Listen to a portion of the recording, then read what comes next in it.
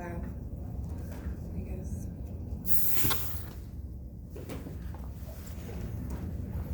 Pause this for a moment.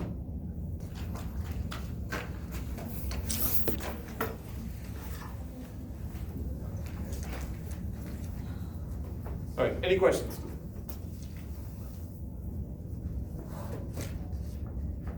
I just need your stapler. That's Oh. it. I was about to say you have an alibi, but I think the camera's low enough, so it probably your head was not in the. Oh. All right, so what I'd like you to do, starting off, last time we worked a little bit on refreshing or solidifying some ideas about the relationship between acceleration, velocity, and position. So I'd like you to spend some time working on force diagram. There are two of them here, one's front and back. The front side basically is the scenario, and the back side is where you put the answer. And then over here, I've got the scenario and then the answer's down here. These are from previous tests. Please do not work alone on this unless you just want to be the lone wolf, but feel free to be working with other people as you try to work it out. This is the force diagram, and then I need to go grab stuff to hand back. But there are various issues that I saw, such as having weight acting up on something other than the ground, leaving subscripts off, and something like that.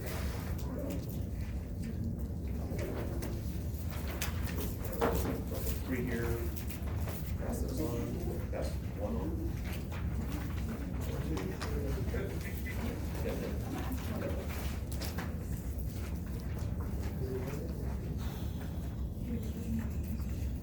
Putting three here, Callie, if you could hand it off to Jeff. Good. And now I gave you one, have the other ones.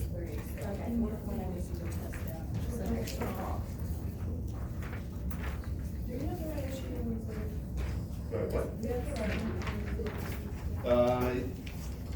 Your name? Yeah.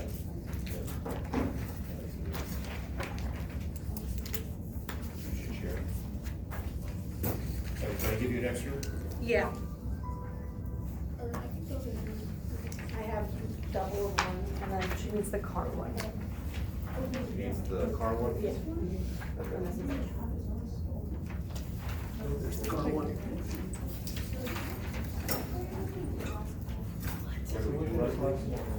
I started out doing an exercise on position first time, velocity first time, acceleration first time, and then we got into before that.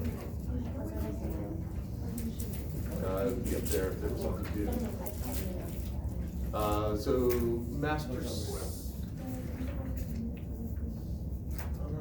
set 4-5 was due on last Thursday, and on last Tuesday, Master sets 3.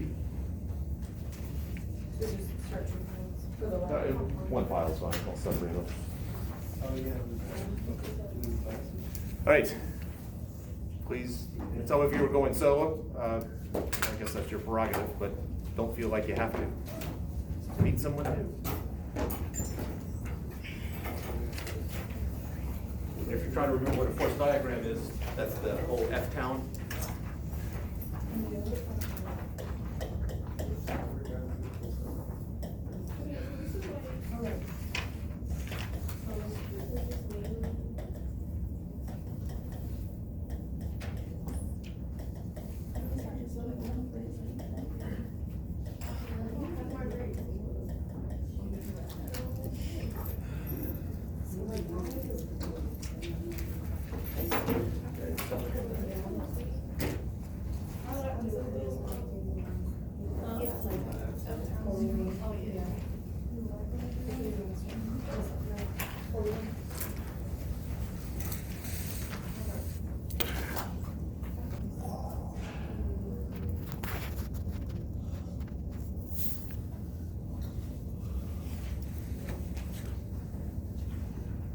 All right, so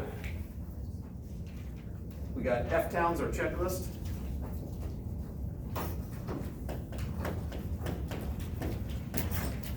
There's no other, which is, there's nothing I mentioned in the problem talking about some additional pushing force or anything like that, so others out.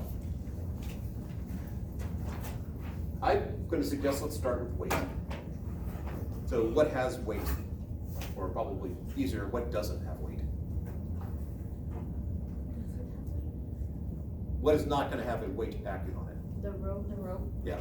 It is not stated explicitly, I don't think, or it's not stated in the pulley problem. But it should be an ideal rope.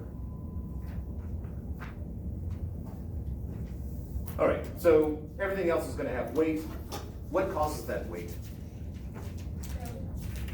What causes the gravity? What other object is involved with weight?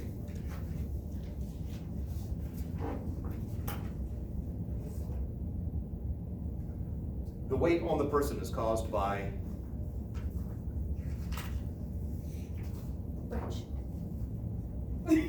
looking for an object. What object is pulling on the person? No, the weight is not caused by the chair. Ground. Yes, it's the ground. So when we do the weight pairs, I'm gonna have one on the smaller object going down, and then all the other ones, other parts of the pair will be going up on the ground. So this was, I believe, Cecil.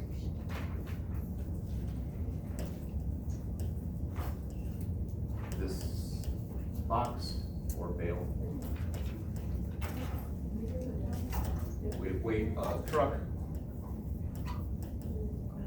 We have weight of chair. Weight of that. And weight of ray.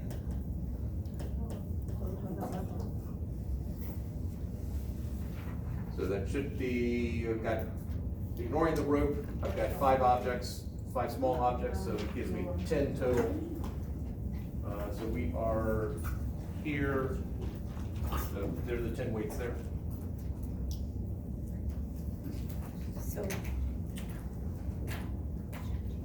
the weight of Ray is not on the chair. No, It's because of, you probably already said it when I was in the bathroom, sorry. that's when I say all the best stuff. Weight is always between the small object and the planet or moon. And the, Yeah, the gravitational force between Ray and the chair is so incredibly small, it doesn't. it does not, it's irrelevant.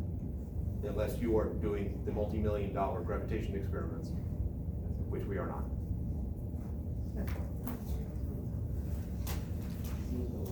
Any other questions about weight?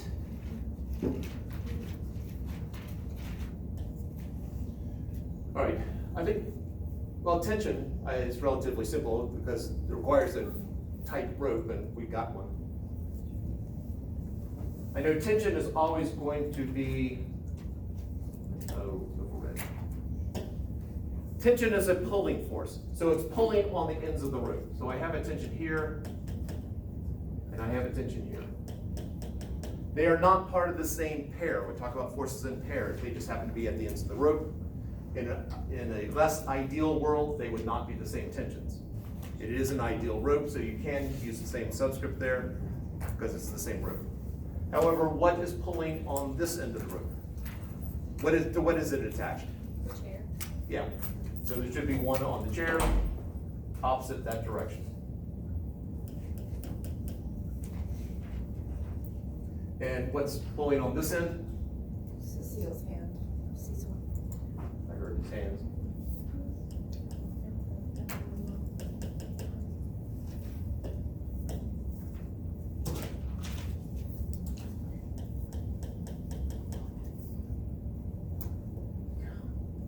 At some point, it's just good enough. All right.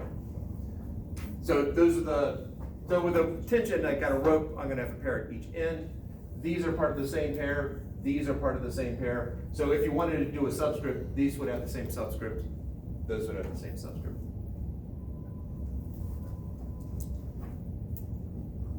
So that is the four tensions.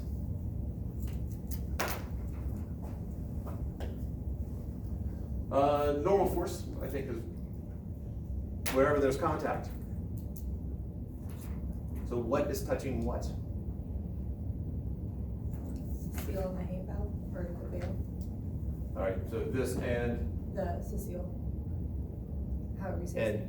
Cecile, the guy. Cecil. Okay. Cecil.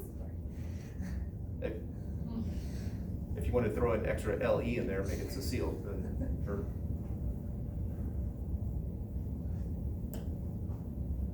Let's go for Pam. All right, so they're touching each other. Remember that Cecil is not falling, so there's something got to be holding him up. And well, definitely weight's acting down. That tension's pulling down. So the thing that's holding him up is this box right here. That's the object with a normal force pushing up on him. So we got this normal force from Cecil, and he's pushing down on the box. All right, so I got one pair there. What else is touching? The box in the truck. So I'm gonna have a pair there. Box pushes down on the truck and up on the box. The truck in the ground.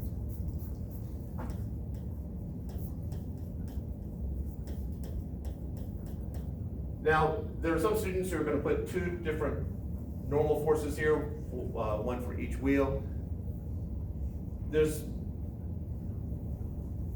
Unless I set up some bizarre situation, the normal force is going to be acting, it's just going to be one pair. If you did a normal force here and a normal force here, I would circle it to indicate that I'm treating it as a single force.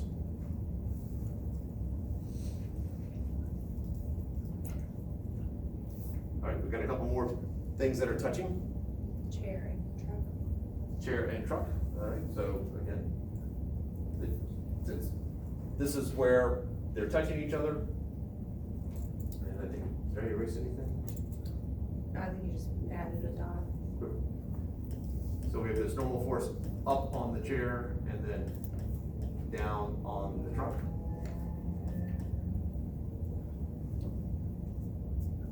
What was his name? Ray? Ray in the chair. Ray and chair.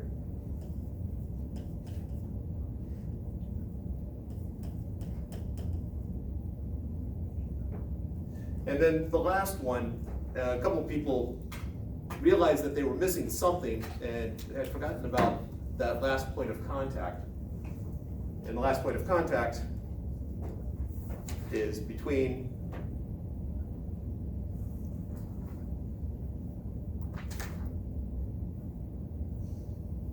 don't make Monica say it.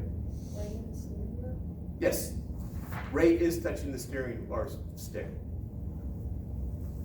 So the way I've described it is he pushes on it. So, that's likely right there. All right, so he's pushing forward, he pushes forward, so he's pushing in that direction.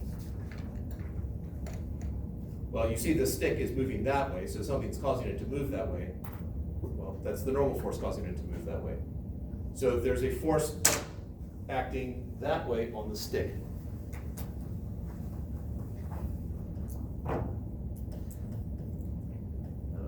ST for stick.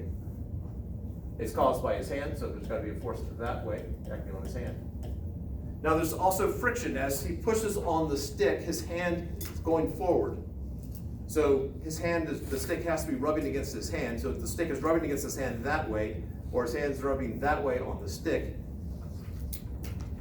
So friction there. Wait, make sure we got all our normal forces. 1, 2, 3, 4, 5, 6 pairs, so that should be it.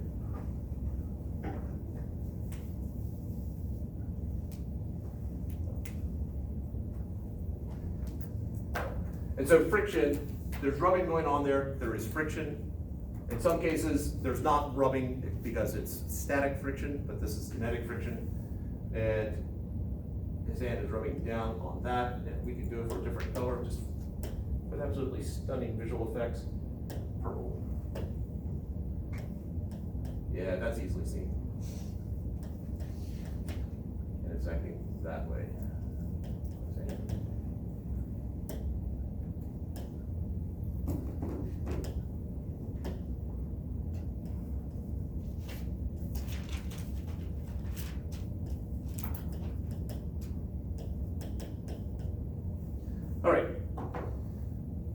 Normal force is required for there to be friction, so wherever there's a normal force pair, we need to consider, is there friction?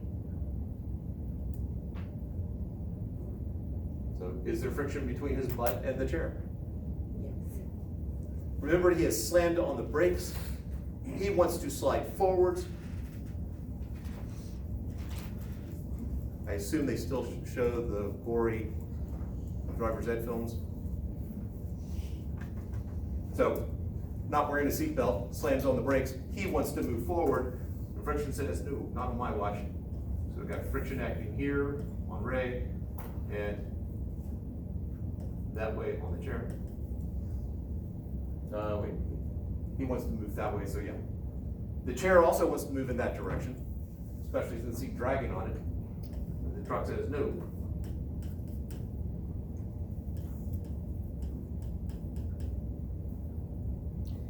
So there's friction acting on the chair in both. It's just like the top and the bottom of the chair, that's why it's. Yeah. Oh, So technically, friction's acting on the seat and on the whatever, Feet. the casters. okay. Which would be foolish to have a chair with wheels on it sitting unattached. But, you know, that's Cecil and Ray, 2 of 4. So those are done. Now truck and ground.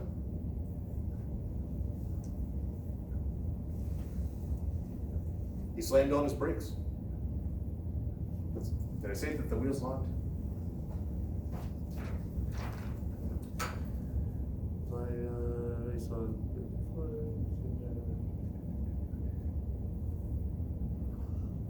I did not state it. Let's assume that the wheel's locked. Just to make it easier. So which way is friction acting on the wheels?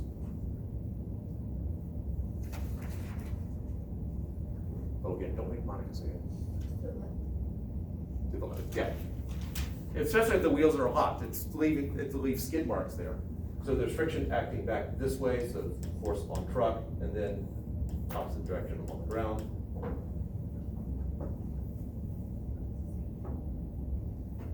And now we're left with box and truck, and then Cecil and truck. Well, the way I have it described is that Cecil's leaning way back, just barely hanging on.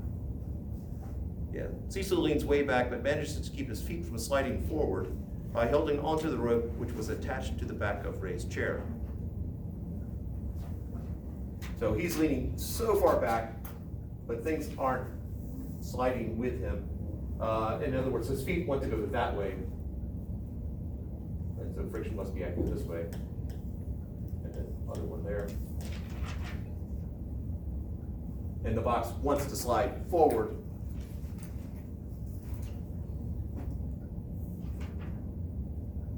Well, wants to slide forward for 2 reasons. One, he slammed on the brakes, so the acceleration is in that direction. And 2,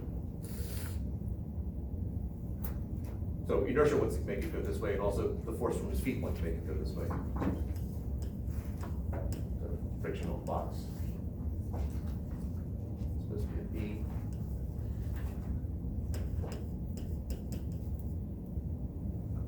I think it's at 1, 2, 3, 4, 5, 6, 7, 8, 9, 10. Counted 11, so apparently I can't count. 1, 2, 3, 4, 5, 6, 8, 9, 10, 11, 12. There we go.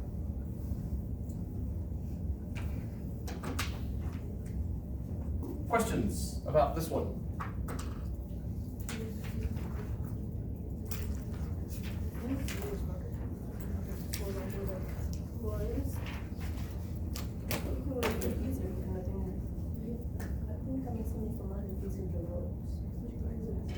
All right, let's take a look at the other one, and then we'll take a break.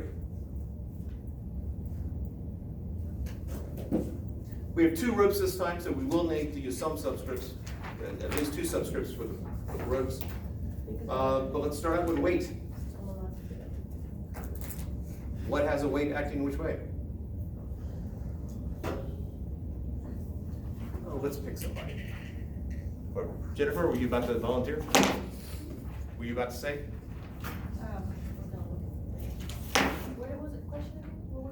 weight. Weight is acting on which object in which direction? It's acting on the M1, and yeah, on the box M1, and it's acting down.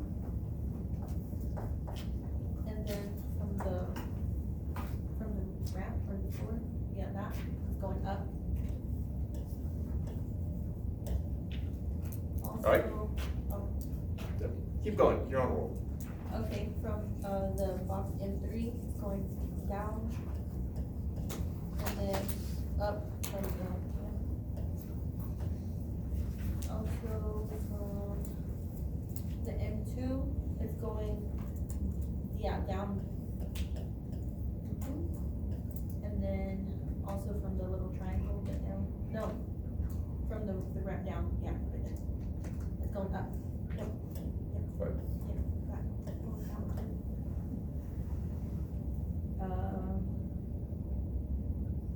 And Also large for wedge? the ramp, no, you go, keep, it's going up for the ground going from the L, Is that what you said? yeah. Okay. A W.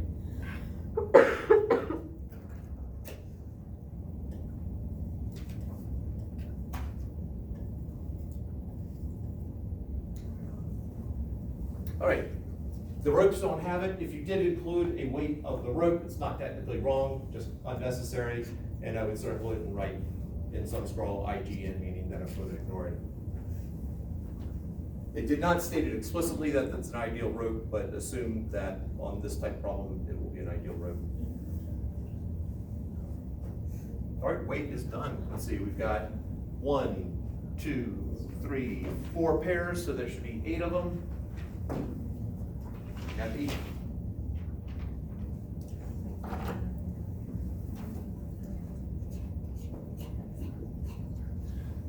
Tension, I think tension's relatively simple.